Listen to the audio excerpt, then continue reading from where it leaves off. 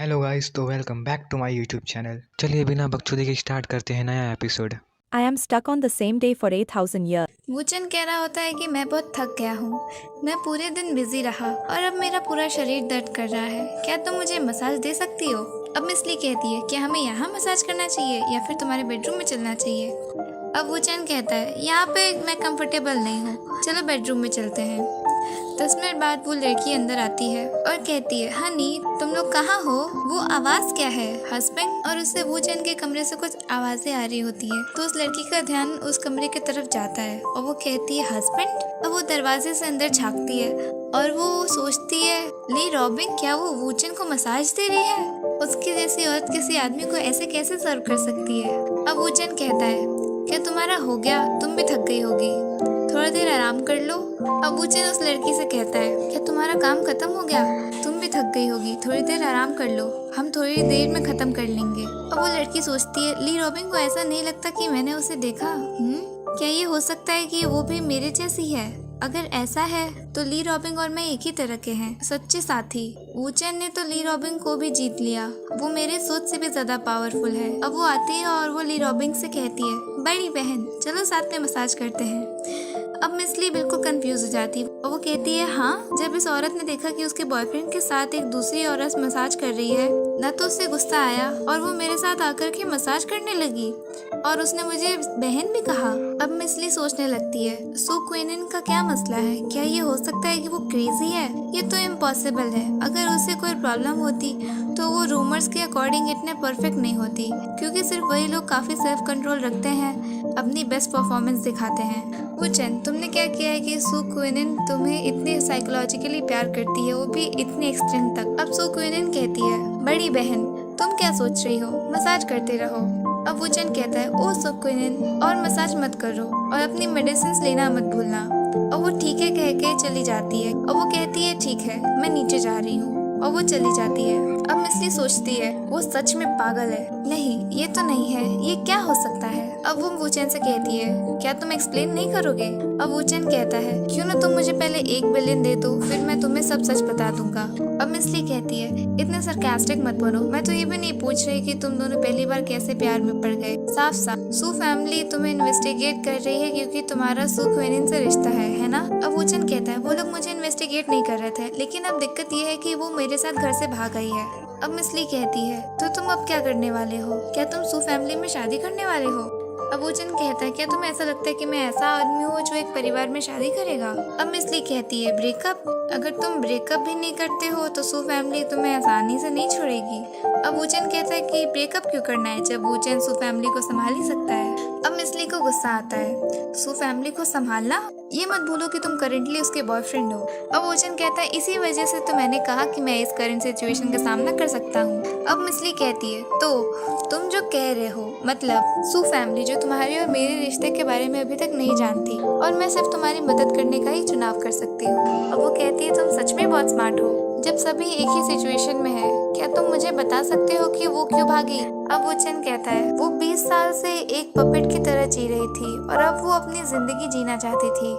क्या उसकी मदद करना मेरी गलती है? अब वुचन को कॉल आता है और वो कहता है, हेलो। अब कॉल से एक लड़की की आवाज आती है, वो कहती है, हाँ नी, मैंने अभी देखा कि मेरी फैमिली यहाँ है, अब हमें क्या करना चाहिए? अब वुचन कहता है, कोई बात नहीं, अब हम नीचे चलते हैं, फिक्र मत करो, जब वहाँ पहुँचते हैं तब देख लेंगे।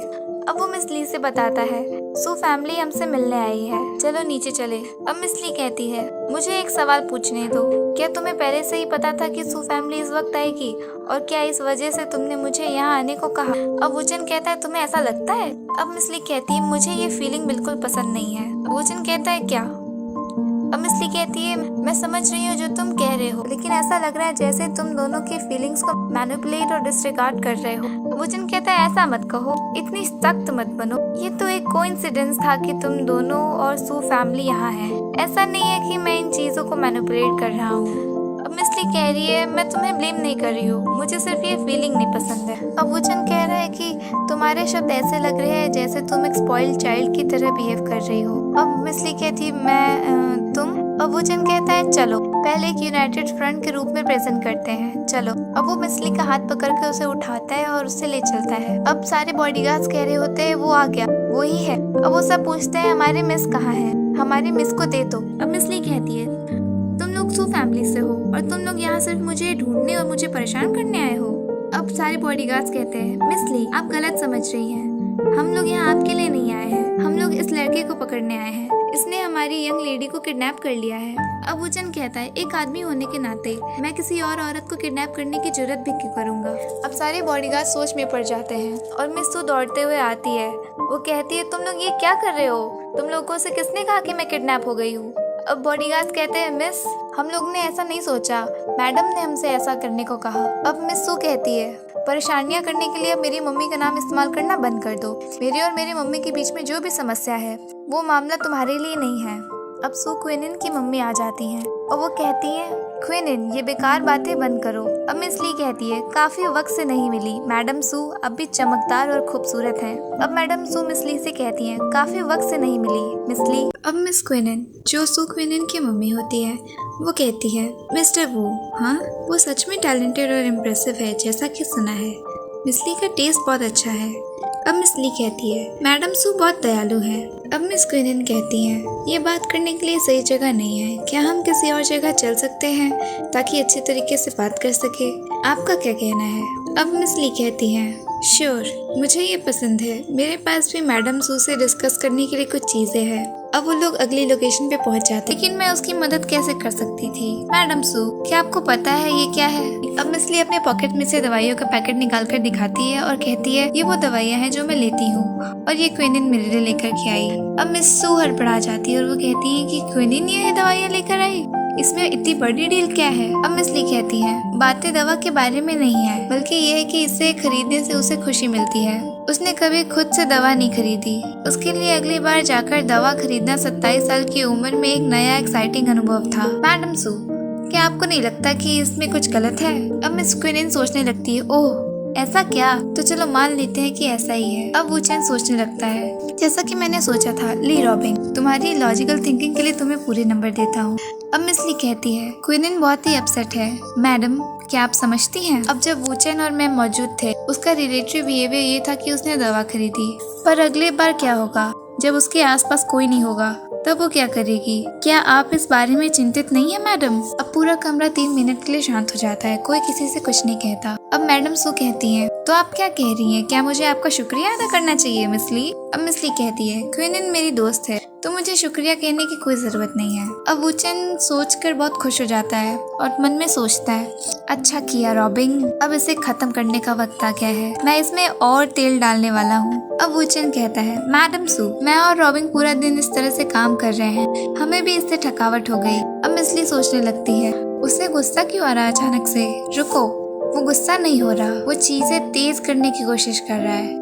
अब मुझे समझ आ गया, अब मुझे इसमें शामिल होना है और शो करना है।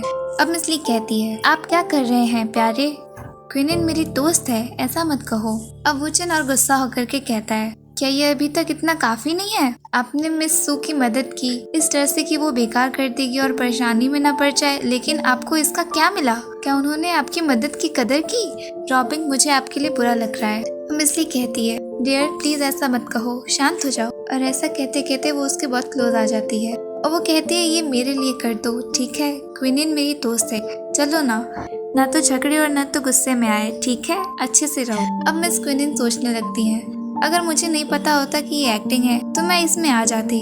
अब मैडम सू कहती है शायद मुझे इसका शुक्रिया अदा करना चाहिए। अब वो कहती है मिस ली मैं समझती हूँ कि आपके इंटेंशंस पूरी तरीके से अच्छे हैं क्विनिन, एक माँ के तौर पर मैं आपको नुकसान नहीं पहुँचाना चाहती थी, आगे से मैं ये सोचूंगी कि आपको कुछ चीजें अकेले करने की इजाजत दूँ, ऐसा वो क्विनिन से कहती है। क्विनिन के लिए मिस ली से दोस्ती करना बहुत ही अच्छी बात है। अब मिस ली कहती है क्विनिन बहुत ही अच्छी है, सब उससे पसंद करते हैं। अब मैडम सू कहती है अब हमें देर हो रही है मिस ली, हम आपको और ज्यादा डिस्टर्ब नहीं करेंगे। अब वो क्विनिन से कहती है क्विनिन ये सब इसलिए था क्योंकि आपकी मम्मा आपसे ज्यादा स्ट्रिक्ट थी, अपने ऊपर ज्यादा प्रेशर मत दो। अब वो लोग वहाँ से बाय बाय करके चले जाते हैं और अब मैडम सू क्विनिन को कह करके जाती है कि वो मिस ली के साथ रह सकती है आज के दिन और खेल सकती है और कल सुबह वापस आ जाए, उसकी मम्मी को कहीं जाना है। अब मैडम सू दरवाजा बंद करके चली जाती है और सब चैन की सांस लेते हैं।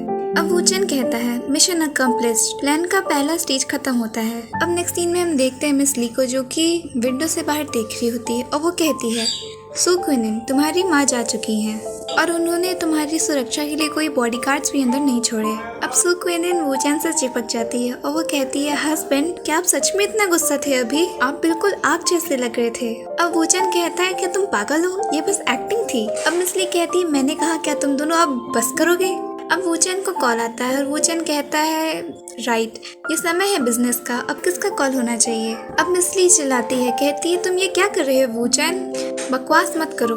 अब वूचन अपना फोन ऊपर कर देता है। अब वूचन कहता है क्या मैंने कहा था कि मैं कोई दिक्कत पैदा करने वाला हूँ। अब मिस ली कहती है तुम मस्ती करना बंद कर सकते हो, सब कुछ अब ठीक है। मैडम सू अब तुम्हारे खिलाफ कुछ नहीं करेंगी, तुम आगे भी मिस सू से मिल सकते हो, और क्या चाहिए तुम्हें। अब वूचन क्विनिन से कहता है क्विनिन, क्या तुम फ्यूचर में भी हमारा सीक्रेट मीटिंग कंटिन्यू करना चाहती हो? ऐसा लगता है जैसे हम एक अफेयर कर रहे हैं, क्या तुम्हें ये पसंद है? लेकिन मुझे ये पसंद नहीं। अब क्विनिन वूचन का हाथ पकड़ लेती है और वूचन कहता है अगर तुम मेरे साथ हो तो ये मेरी जिम्मेदारी है और मेरे अपने तरीके हैं कि मैं तुम्हें मुसीबत में ना पड़ने दूं। मैं नहीं चाहता कि तुम्हें प्यार और परवरिश के बीच चूज करना पड़े।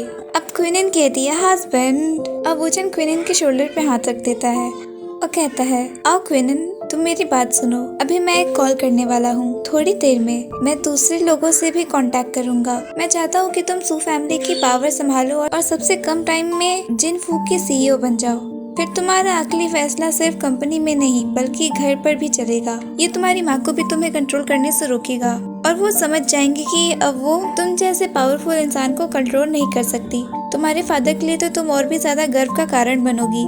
तो क्विनिन जवाब दो, क्या तुम तैयार हो? अब क्विनिन कहती है ये और वूचन पूछता है क्विनिन कहती है मैं तैयार हूँ। अब वूचन अपने फोन की तरफ देखता है और कॉन्टैक्ट लिस्ट खोलता है और कहता है गुड, और वो किसी को कॉल करता है और कहता है तो अब मैं शुरू करूँगा।